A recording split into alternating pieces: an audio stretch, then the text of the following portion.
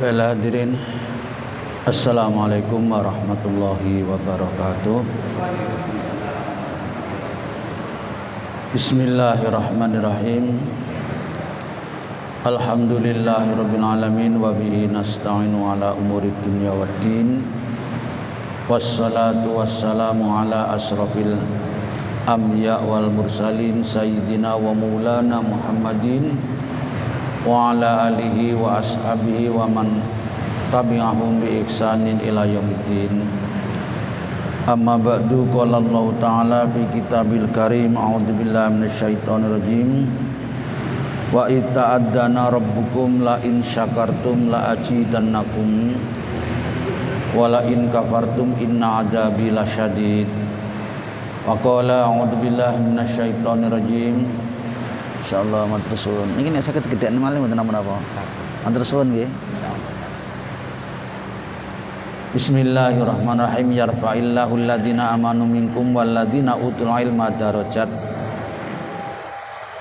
Wa qala Nabi sallallahu alaihi wasallam kun aliman au muta'alliman au mustami'an au muhibban wala takun khamisan fatahlaka.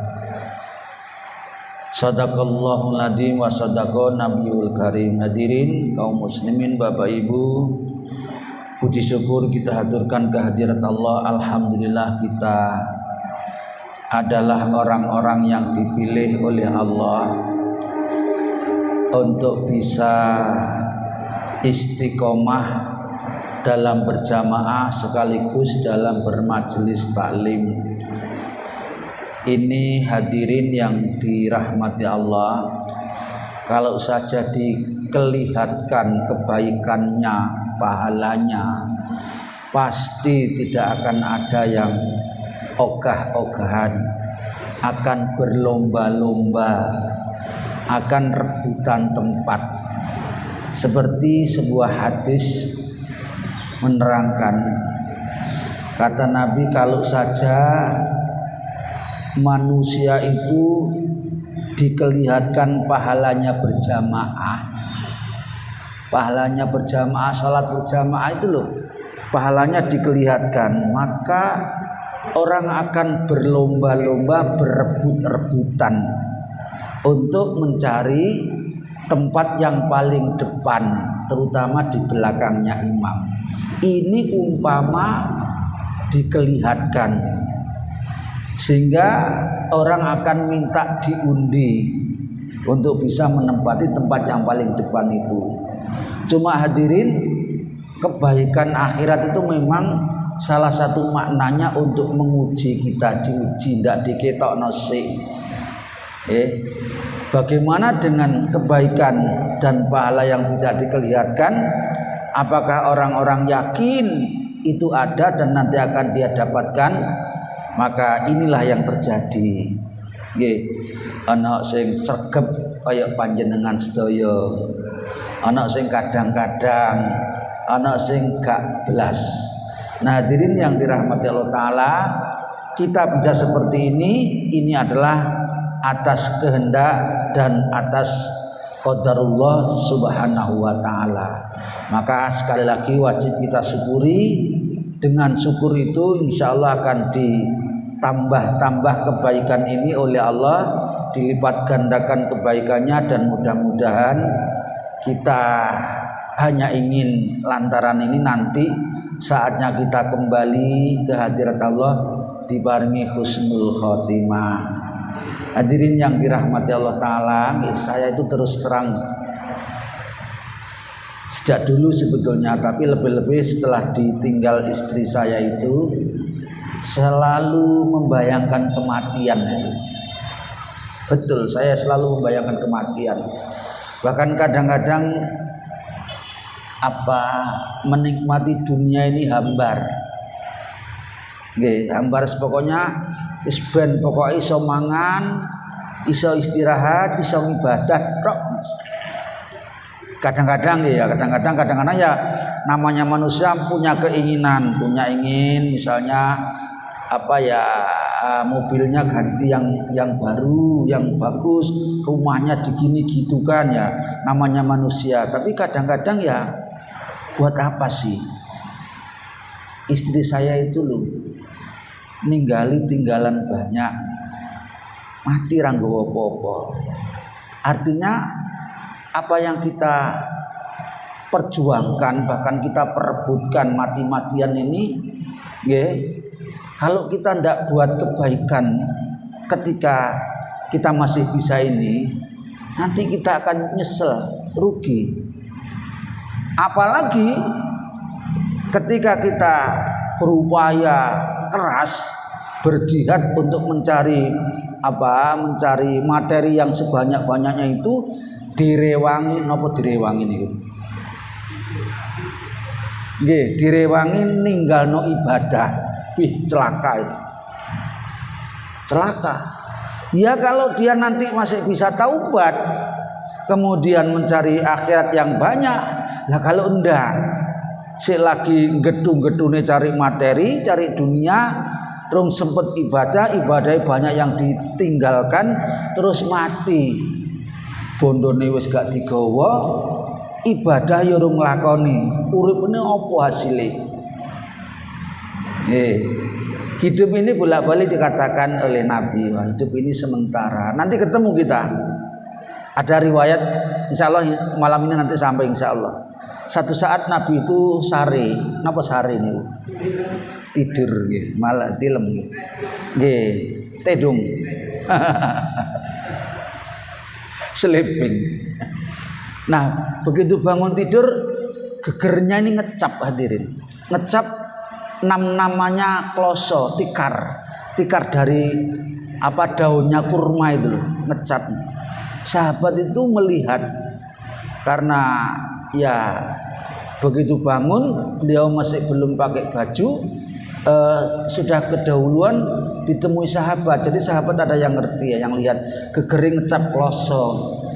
Terus para sahabat pada berembuk. Intinya mau membelikan Nabi, dibelikan kasur supaya empuk. Apa jawabnya Nabi? Apa sih artinya hidup ini, kata beliau? Urip ini terutama buat saya, kata beliau, ralio mau kaya wong dalam perjalanan terus leren ngiyup di bawah kayu sebentar, ngiyup menghilangkan lelah itu loh. Nek wong Jawa kan istilahnya mampir ngombe nggih. Ini Nabi bilang kayak gitu. Jadi hidup ini kalau dibandingkan dengan akhirat, masya Allah, rano apa-apa nih. Jadi kayak wong urip selama hidup ini, kemudian satu saat dia dalam perjalanan, di perjalanan dia leren di bawahnya pohon kayu yang rindang untuk berteduh. Piro suwene leren itu dibanding hidupnya dia, kan tidak ada bandingannya. Ini kalau dibandingkan di akhirat, maka hadirin saya kembali, rapopo sih, sugih bagus, rapopo, asal jangan salah. Dunia ini sering dikatakan oleh Nabi, nanti banyak riwayat-riwayat yang masih akan kita temukan, dikatakan bahwa dunia ini hina, dunia ini mal'unun, melaknat, dunia ini adalah ujian. Ini di hadis berikutnya nanti yang ke-14 itu di bawah ini, yang di bawah kok mati. Yang di bawah itu ad-dunya sijnul mukminin wa jannatul kafirin. Nggih, ini. Dunia itu bagi orang mukmin ibarat penjara. Lapo-lapo gak itu. Artinya pakai cara dalam mendapatkan dunia ini, pakai cara. Nggih. Pakai aturan, gak sembarang pokoknya. Kata dulu ada namanya almarhum Yai Mahfud, Ali Mahfud itu, bal gedual, bah watu, bah koral, bah kloso, bah bantal, bah kodok, bah kadal, sing penting kena lah. Bukan hanya itu, jadi dunia ini masya Allah, orang yang paham tentang dunia, hati-hati dalam mendapatkan sekaligus dalam menasrukannya. Maka karena tidak gampang manusia menghadapi dunia ini, maka Nabi mengistilahkan seperti penjara. Dan tidak boleh ngawur. Jangankan kita sampai mencuri, kemudian begal, merampok dan lain sebagainya. Kita mendapatkan saja dengan cara yang tidak benar, misalnya pinjam di rentenir loh. Kalau pinjam tuh saja nih, cuma ada gandengannya, ada bunga dan buahnya, itu yang garai malah ndak bener, ndak boleh, haram hukumnya, riba. Maka sebebas-bebasnya menghadapi dunia ini tidak akan bisa sebebas orang kafir. Kalau orang kafir, wajanatul kafir, dunia ini adalah surganya orang kafir. Mereka bisa melakukan bagaimana kehendak mereka, berfoya-foya, bersenang-senang, tidak banyak aturan-aturan seperti yang ada di dalam agama Islam. Maka beliau mengistilahkan dunia itu adalah penjara bagi orang mukmin, tetapi surga bagi orang kafir. Maka hadirin, karena kita ibarat di penjara dalam menghadapi dan ngurusi urusan dunia ini, harus amat sangat hati-hati, baik dalam mendapatkannya, lebih-lebih cara menasarufkannya, agar dunia ini bernilai ibadah dan nanti di akhirat bisa kita temukan kembali. Sekalipun kita gunakan sendiri hadirin, yang kita gunakan misalnya yang kita makan, yang kita minum, nanti kita juga ketemu ada riwayat haknya manusia atas dunia ini hanya 3 hal. Haknya dunia ini, yang pertama untuk tadi itu makan minum, untuk membentuk tenaga supaya kuat melakukan ibadah.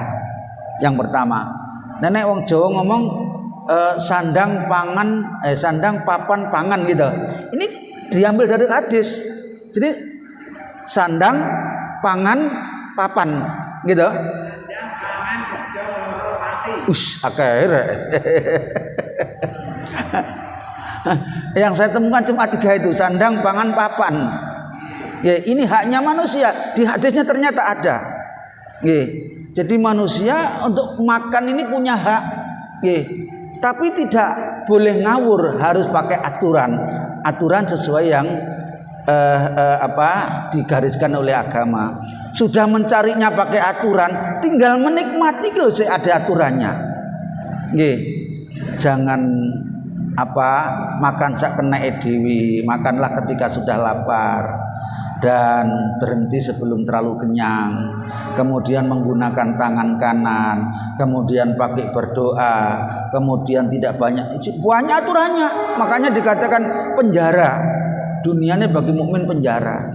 Jadi tinggal menikmati saja, itu masih banyak aturannya. Maka hadirin, ketika kita makan, sekalipun itu milik kita sendiri, harus pakai aturan. Ini boleh. Nah, sekalipun itu kita gunakan untuk makan, untuk menguatkan tenaga, untuk menambah stamina dan seterusnya, maka itu kalau kita benar melakukannya sudah bernilai, bukan sekedar kenyang, tapi juga bernilai pahala dan ibadah. Coba makan minum bernilai pahala, kenyang pahala. Demikian pula yang kita gunakan untuk hal-hal yang lain. Maka manakala manusia ini bisa menempatkan pada tempatnya, harta atau dunia ini akan bernilai ibadah buat manusia. Pangan, kemudian papan, tempat. Memang orang-orang sufah ini tadi belum kita baca. Orang sufah ini hadirin tidak punya papan. Ahli sufah. Kita baca dulu mana ngoten nggih, lali ki mau diwaca. Wa anhu, sebuah riwayat dari Abu Hurairah radhiyallahu anhu. Qala, Abu Hurairah berkata, kata Abu Hurairah, laqad ra'aitu sab'ina min ahli sufah. Ahli sufah. Di zaman saya, kata Abu Hurairah, saya melihat ahli sufah itu adalah sampai berjumlah kurang lebih ada 70 orang. Ahli sufah itu apa tak? Orang yang tidak memiliki duniawi sama sekali, omah tidak punya, pakaian hanya yang melekat di badannya saja. Dia tinggalnya di masjid-masjid, di tempat ibadah, di musola dan di fasilitas umum. Ini zamannya zamannya Nabi, zamannya Abu Hurairah itu banyak sekali. Ahli sufah tidak punya apa-apa, hanya pakaian yang melekat di badan. Ma minhum rajulun alaihi rida. Mereka tidak punya pakaian seperti yang kita pakai. Yang disebut dengan rida atau pakaian bagian atas. Baju lah nek cara saniki nggih, gamis dan lain sebagainya. Ima izarun, bahkan dia sarung juga tidak punya. Tetapi sekedar apa ini? Semacam sarung saja, celana yang tidak punya. Dia hanya punya sarung atau semacam sarung, jadi tidak mesti sarung nggih. Jadi ya sing bentuke ngeten iki. Wa ima kisaun dan pakaian lain yang seperti baju dan celana itu tidak punya dia. Nah, hanya semacam sarung itu kotrobatu yang hanya mereka ikatkan. Jadi pucuknya yang atas diikatkan, ditempukkan kedua ujung, jadi diambil dua ujung, terus ditalikan, kemudian ditalikan fi a'naqim di leher-leher mereka. Masya Allah, sederhana sekali nggih, tidak punya apa-apa. Wa minha ma yablughu nisfu saqaini. Di antara pakaian yang dipakai seperti itu, digandulno nanggone lehernya itu, ada yang sampai di tengah-tengah betisnya. Jadi tidak patek panjang. Wa minha ma yablughul ka'baini, tapi ada juga yang sampai di dua mata kakinya. Itu yang dipunyai oleh mereka hadirin. Fayajmauhu, dan mereka terus memegangnya biadi dengan tangannya. Karohiyata antura auratahu, dia khawatir kalau auratnya sampai kelihatan. Kenapa hadirin? Saking berhati-hatinya, dia tidak mikir dunia sama sekali. Yang dipikir adalah bagaimana cara dia bisa beribadah kepada Allah Subhanahu wa taala. Ini memang tidak dianjurkan sekalipun oleh Nabi. Tapi hadirin, saking mereka zuhudnya, sakjane zuhud tidak harus seperti itu kok. Nggih. Zuhud itu boleh kaya boleh, tapi hatinya tidak gumantung nanggone donya nggih. Dunianya tidak dimasukkan di dalam hati, tapi hanya dimiliki saja. Hatinya tetap gumantung nang Allah Subhanahu wa taala. Boleh kita kaya. Nah, hadirin yang dirahmati Allah taala, karena tanpa kita kaya, tanpa kita punya apa-apa, kita tidak bisa infak, tidak bisa sedekah, tidak bisa jihad, tidak bisa zakat dan lain sebagainya. Karena itu tidak dilarang sebenarnya kita kaya. Tetapi yang diperintahkan adalah harus bisa menasarufkan yang sebaik-baiknya. Ini orang-orang sufah di zaman dahulu. Dahulu hadirin, sekarang di sekitar Makkah, di sekitar Madinah atau masjid-masjid yang lain itu sudah hampir tidak kelihatan orang-orang yang semacam ini. Ada memang beberapa orang yang tampaknya lebih sederhana, bahkan kumuh ada, tapi sudah tidak seperti dulu lagi. Sekarang banyak yang terkesan baik, terkesan megah, bahkan mewah, banyak sekarang. Tapi tidak terjadi seperti saat pada zaman Abu Hurairah atau zaman Rasulullah Shallallahu Alaihi Wasallam dulu. Nah, hadirin yang dirahmati Allah Taala, dua hadis ini sudah kita pelajari, kita tinggal mengamalkan sebaik-baiknya. Dunia boleh kita kuasai, tetapi jangan kita jadikan tujuan utama, hanya semacam sarana untuk mengabdi kepada Tuhan Allah Subhanahu wa taala. Ada yang perlu monggo silakan. Assalamualaikum. Waalaikumsalam warahmatullahi wabarakatuh. Jadi saya tanya memberi pengalaman, artinya hadis ini kok berkenaan dengan saya.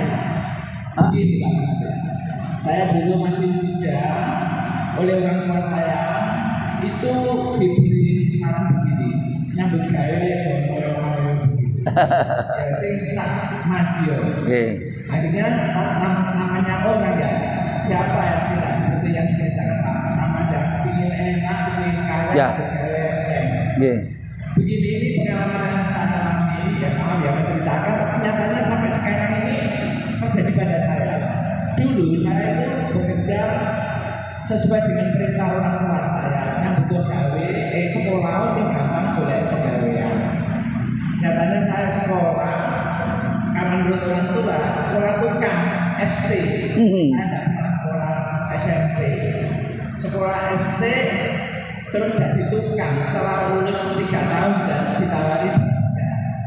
Tapi karena pada waktu itu masih kecil, umur 14-16, coba saya sini kok nyambut gawe sekolah mana ya, berarti terus tahun SDM. Nah setelah saya jadi tukang mesin. Yang namanya cita-cita kan kepingin sugi, kepingin beli sepeda motor, tapi nggak bisa beli. Pekerjaannya 1 tahun sudah kepingin rabi, jadi kerja 1 tahun rabi. Karena sampai sekarang belum tahun kan. Tapi kok ya belum sugi. Tapi saya merasa sugi. Kenapa? Begitu keluar dari sekolah sudah kita biaya orang tua, saya biaya. Dia punya anak, sampai 2 tahun punya lagi adik lagi, Dwi. masih ngontrak. Begitu ngontrak sampai sekarang, ya terus beli yang banyak saya kontrak itu saya beli yang sekarang ukurannya hanya 3 meter kali 6 meter.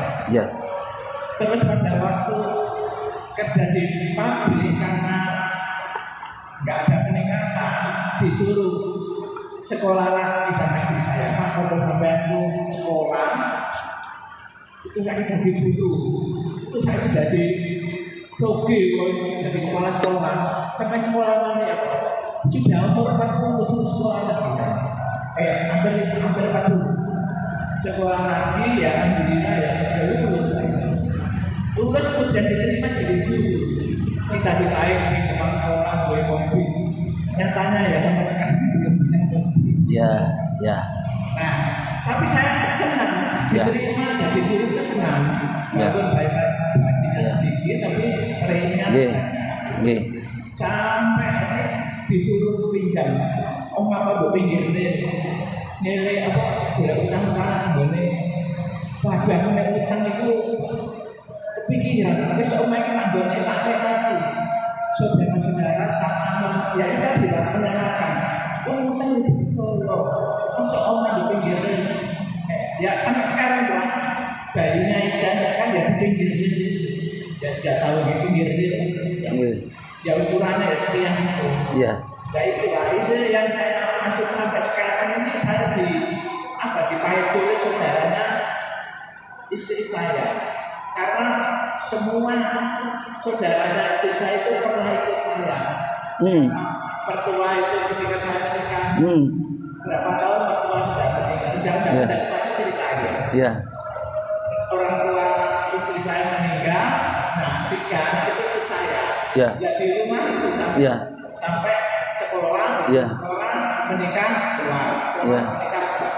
Dan akhirnya ketika adiknya istri saya ya sudah jadi orang Muhammad itu kekayaannya masih kalau ini tahu tetangga saya depan beli tanah. Terus kemudian yang di Lamongan punya tanah apa namanya berbulan ya. Nah ketepatan saya orang tua saya sendiri lah punya apa bilang itu. Dan saya dengan istri saya ya di rumah itu. Sampai sekarang masih di rumah itu. Mau manduin kok kan sana. Nah, tapi saya menikmati bagaimana saya teruskan Saya bisa beribadah. Saya alhamdulillah dan dipanggil ke tanah suci itu. Hasilnya jadi. Terima kasih bagi keterangannya yang bermanfaat. Bagus itu. Kita Ini masih ada lagi teman saya yang ada di Lamongan waktu saya jadi guru pertama pengangkatan dengan teman saya itu sekitar 10 tahun. Saya umur 40, teman-teman itu kan baru ke 25 kerja. Datang ke rumah saya, kemudian saya pensiun, datang lagi ke rumah saya. Kak, sampai nunggu kok istiqomah. Aku biar dulu nomor sampai jauh sampai ini. Jadi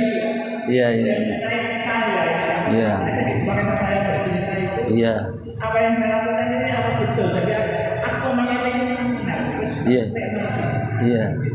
Nggih. Karena saya seperti yang diceritakan Pak Rahmat tadi, ini kan sementara.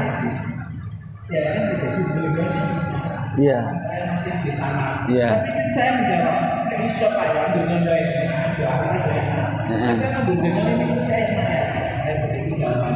Jadi sering ngomong dengan istri, penuh dengan saudaranya istri. Bagaimana saya pertahankan? Pinjam sekarang sudah tak boleh, 70 tak boleh. Terima kasih, ini cerita saya yang sebenarnya. Iya. Berkenan kalau ada berita seperti itu, maka saya ingin menceritakan. Iya. Terima kasih. Iya. Terima kasih kembali ya. Iya, iya, iya. Iya. Jadi saya dengan rumah yang pinggirnya yang sekarang saya nikmati. Kalau nggak ada undangan saya nggak akan pindah. Karena nanti dia terus pindah. Saya memang di sini dengan Iya. Iya, iya, iya. Assalamualaikum warahmatullahi wabarakatuh. Waalaikumsalam warahmatullahi wabarakatuh. Memang kemarin juga sudah kita temukan ya, untuk urusan dunia dan urusan materi, jangan sekali-kali kita melihat orang yang di atas kita. Lihat di atas gitu. Kapan syukurnya? Kapan legonya? Kapan iling akhiratnya? Ini untuk urusan dunia dan urusan materi. Tapi untuk urusan akhirat, ibadah, sudah betul sekali Bapak yang Bapak aturkan tadi itu. Untuk urusan ibadah Bapak melihat yang di atas.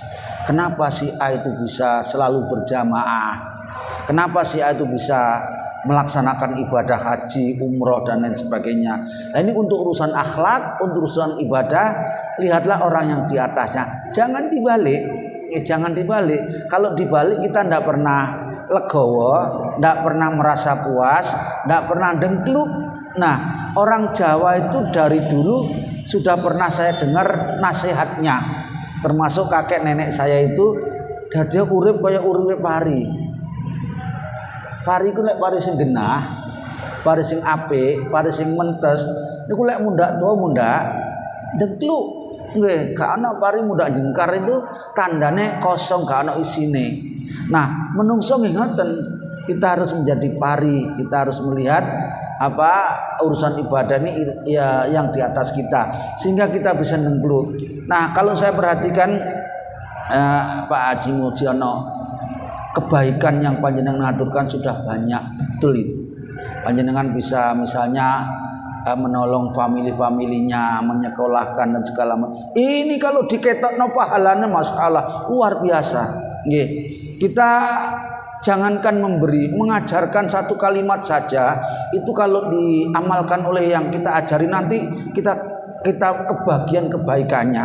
Belum lagi materi yang kita berikan kepada mereka, apalagi sampai tamat sekolah, kan ini luar biasa kebaikannya. Kemudian bisa menjadikan bukan hanya anak-anak kita saja, tetapi juga saudara-saudara menjadi orang yang berbaik. Kata Nabi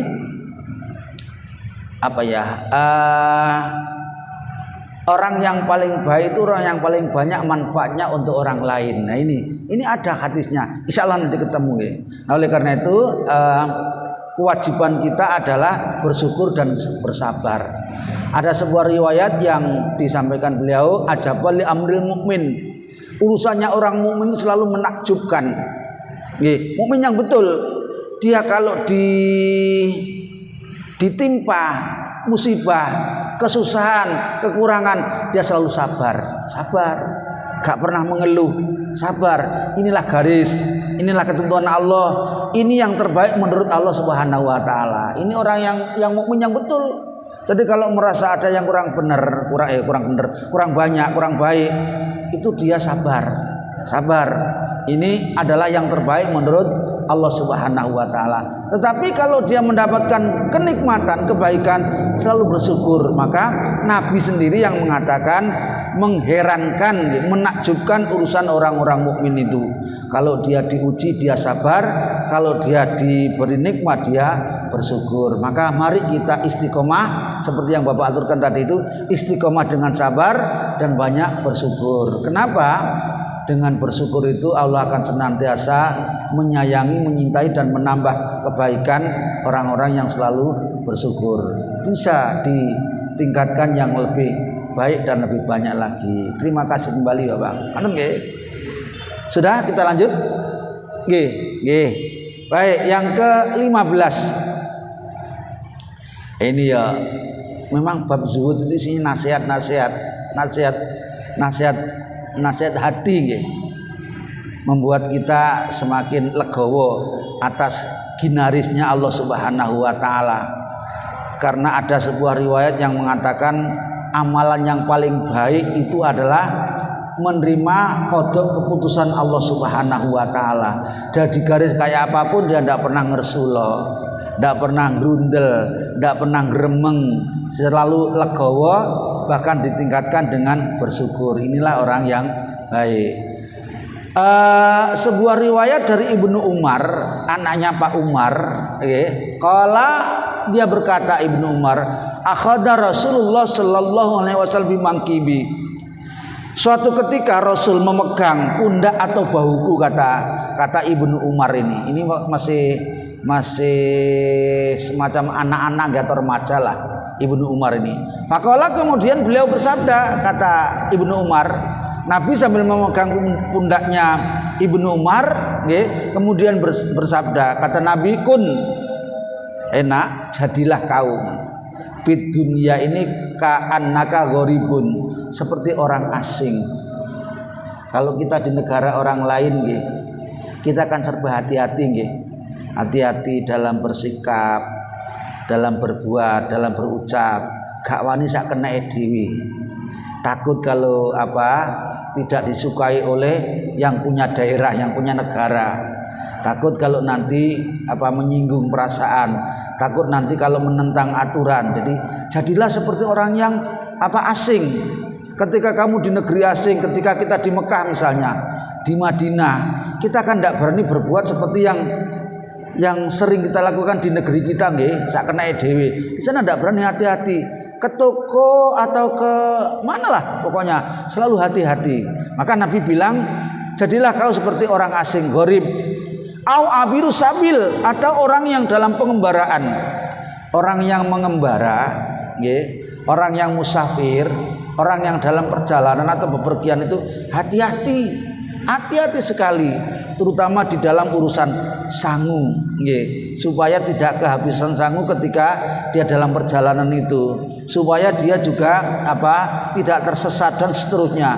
Jadi Nabi bilang, hati-hati kamu hidup di dunia ini, jadilah seperti orang asing atau orang yang sedang melakukan pengembaraan. Maka setelah itu, setelah mendapatkan nasihat dari Nabi, wakana adalah Ibnu Umar radhiyallahu anhu yaqulu. Nah, kemudian Ibnu Umar di samping mengamalkan ini, mengajarkan sabdanya Nabi itu, Ibnu Umar menambahi nasihat kepada orang-orang yang lain atau sahabat yang lain. Kata Ibnu Umar tambahnya, ida amsaita. Kata Ibnu Umar, nalika awakmu di waktu sore, ketika engkau di sore hari, falatang tadiru sobah, aja ngenteni sesuk menisuk. Apa yang dapat kamu lakukan sore itu juga lakukanlah. Lali ada pepatah saya dulu cik sekolah itu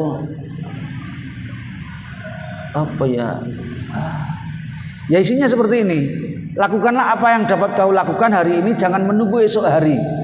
Gitu di sekolah dulu. Tapi ada bahasa Arabnya, isinya kayak gitu, lakukanlah apa yang dapat kamu lakukan hari ini, jangan menunggu esok hari. Karena apa? Belum tentu umurmu sampai di esok hari. Ini nasihatnya Ibnu Umar ternyata kayak gitu. Ketika engkau di sore hari, sore kayak tadi itu, falatang tadiri sobah, jangan nunggu besok pagi. Artinya apa? Waktunya ibadah sore hari itu, waktunya melakukan kebaikan hari itu, lakukanlah. Jangan nunggu sesuk-sesuk, jangan menunda-nunda. Wa idza asbahta, sebaliknya ketika kau di pagi hari, falatang tadiril masa, jangan ngenteni sore, ku aing. Apa ya, lali saya bahasa Arabnya itu ada kok. Jadi intinya kayak gitu. Apa yang dapat kamu lakukan, lakukanlah sekarang ini. Nggih, sesuai dengan kemampuan. Islam tidak memaksa memang, nggih, tidak memaksa kecuali sesuai dengan kemampuannya masing-masing. Ittaqullah mastata'tum kata Allah taala. Bahkan Allah mengatakan la yukallifullahu nafsan illa usaha. Allah tidak memaksa kepada kita kecuali sesuai dengan kemampuan kita.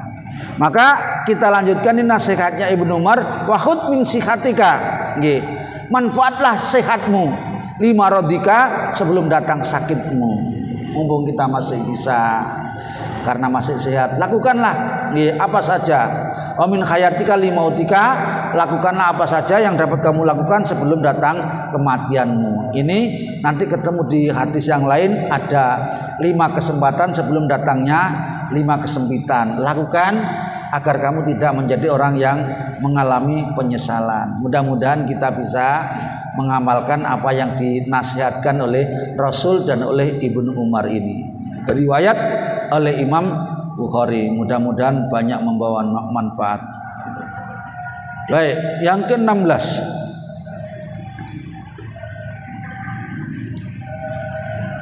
Sebuah riwayat dari Ibnu Abbas, Sahal bin Sa'ad As-Sa'idi radhiyallahu anhu qala, ja'a rajulun ila Nabi sallallahu alaihi wasallam. Suatu saat seorang laki-laki datang kepada Nabi, faqala, kemudian dia berkata, "Ya Rasulullah, dullani, tunjukkan kepadaku."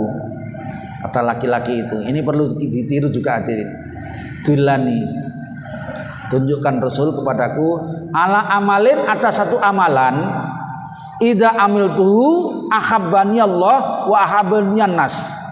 Satu amalan, satu perbuatan, satu sikap yang mana kalau aku lakukan, Allah dan seluruh manusia akan menyintai aku. Ngoten mawon enake. Allah akan menyintai aku, juga manusia juga akan menyintai aku. Pinter ya orang ini nggih.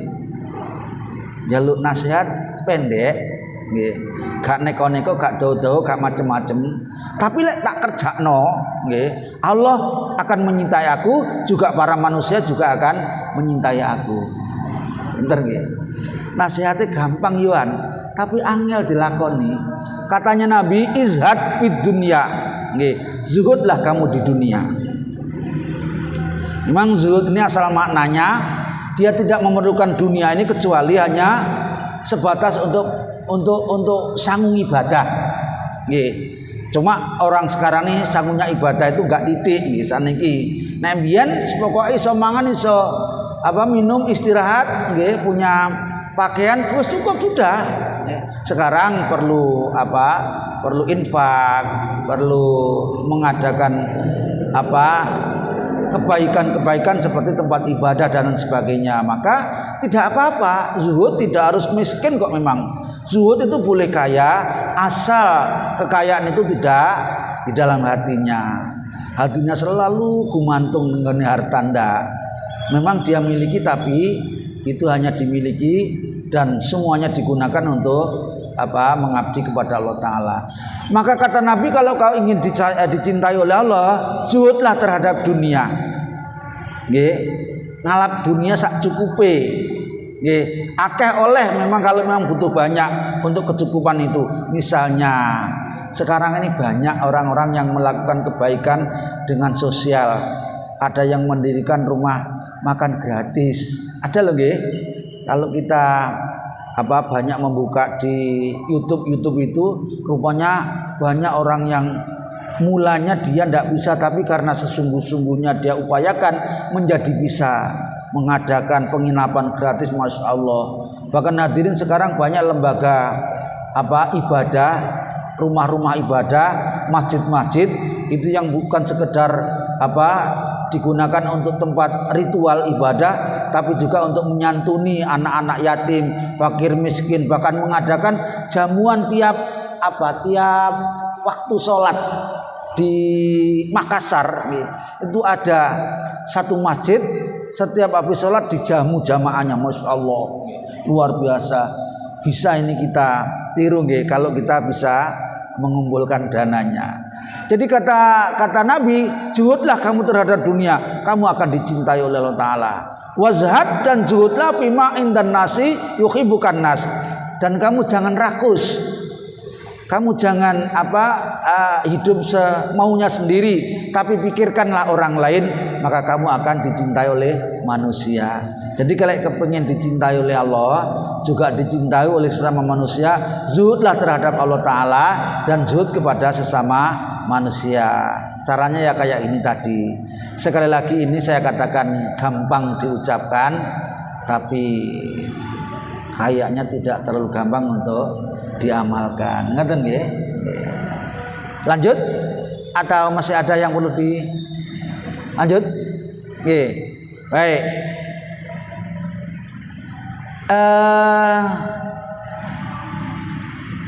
Nah, ini juga masya Allah hadirin sulit ditiru nggih.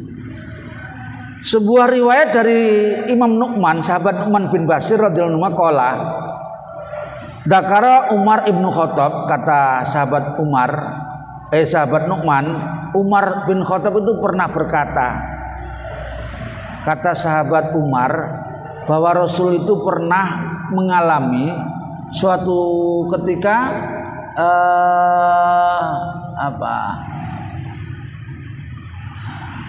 suatu ketika beliau tidak punya apa-apa untuk dimakan maksudnya.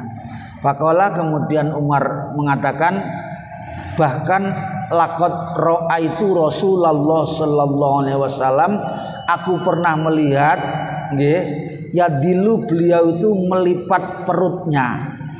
Maksudnya melipat perutnya itu perutnya diikat kencang. Bahkan di riwayat yang lain itu disebutkan setelah diikat masih diganjel dengan batu, karena beliau tidak menemukan makanan sehingga supaya tidak merasa terlalu lapar. Al-yauma, mengikat perutnya atau melipat perutnya itu sepanjang hari. Ma yajidu min taqail ma yamla'u bi batan. Beliau tidak menemukan kurma yang paling jelek sama sekalipun. Sakit ora ono apa-apa. Bahkan kurma yang paling jelek pun tidak ada yang dimakan. Hadirin yang dirahmati Allah Ta'ala, rupanya umatnya sulit untuk meniru beliau yang sering mengalami seperti itu. Jadi perutnya sepanjang hari pernah melakukan tidak diisi apa-apa, karena tidak ditemukan apa-apa yang bisa dimakan. Hadirin yang dirahmati Allah Ta'ala, mestinya masih banyak nggih yang berkaitan dengan ini, karena hadisnya banyak dan waktunya sudah habis, maka mungkin pada kesempatan ini kita cukupkan sampai di sini. Mudah-mudahan dibarengi hidayah Allah Subhanahu wa taala. Mohon maaf manakala ada yang kurang berkenan. Kita akhiri, subhanakallahumma wa bihamdika asyhadu an la ilaha illa anta astaghfiruka wa atubu ilaik wa lakum minkum.